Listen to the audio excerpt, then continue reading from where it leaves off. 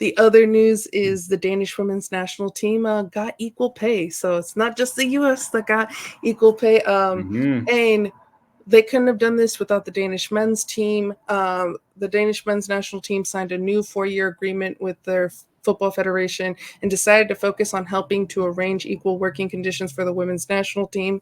From the new deal, the men players refused a pay raise. The men's and women's team received the same basic pay for appearing for the national teams, and insurance coverage upgrades for the women's teams and the men's U21 team.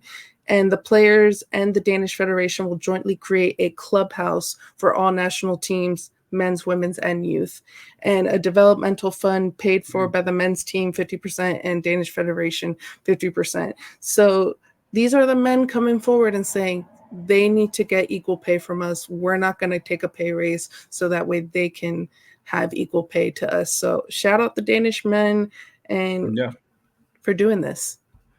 Yeah. For seeing the inadequacies in our financial institutions, and with this one being, a sports league or organization, and stepping up and taking a little bit of sacrifice. I mean, you're already making, decent money. I mean, for some groups, not assuming, for all, but, so you're not losing money. It's just you're just not getting more, and you're getting to somebody who is very deserving, and honestly, just helping all the ships rise with the tide.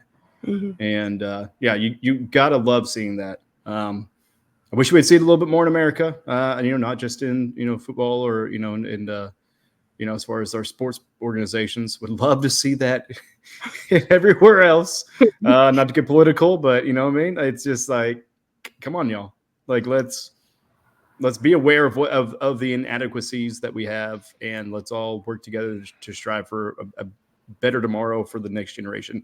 And that really stood out to me was the clubhouse. So not only is it just pay, but they're really kind of building, they're constructing buildings and this clubhouse for the youth and and for the national team. So that's awesome. Tom Brady took a pay cut. Why can't they? Yeah. Okay. Is that all you got? Come on, you got something better.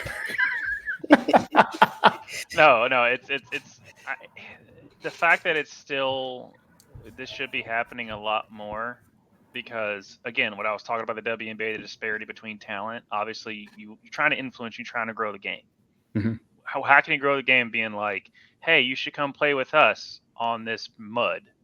I'm not saying it's that bad, but.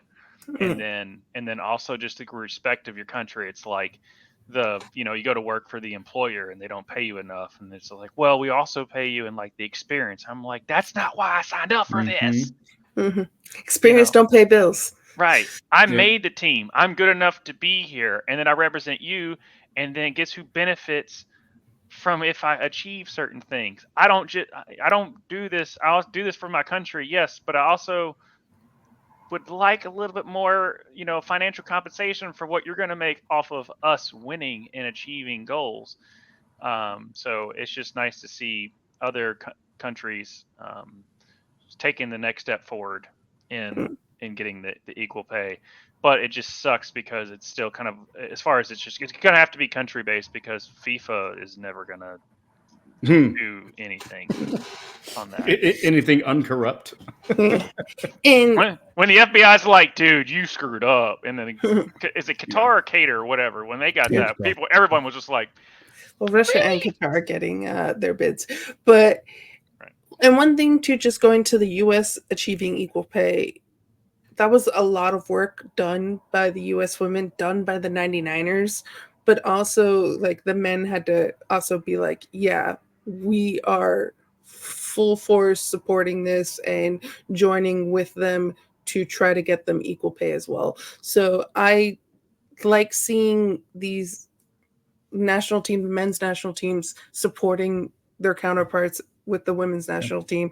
And I think that just needs to happen more often in all federations. And Jamaica just needs to pay all their players because they're fucking up both the men's and the women. Yeah. Jamaica. I believe there was some other countries that you spotlighted in the past that Not doing too hot. Hey, but they did have a bobsled team. Let's remember. Yeah, they did. They did. RIP John Candy. You know, hey Cinco, you dead, man. You know, and also kiss the egg. Kiss the egg, baby. But yeah, no, you talk about, you know, not to prolong this too much longer, but great sentence. When you talk about the experience side, I mean, from the music industry, they called it exposure bucks. Well, we can't really give you too much now, but we're giving you exposure. Like, okay, to like the 10 people that normally come into your establishment, like, come on, like, you know, you're paying for the talent.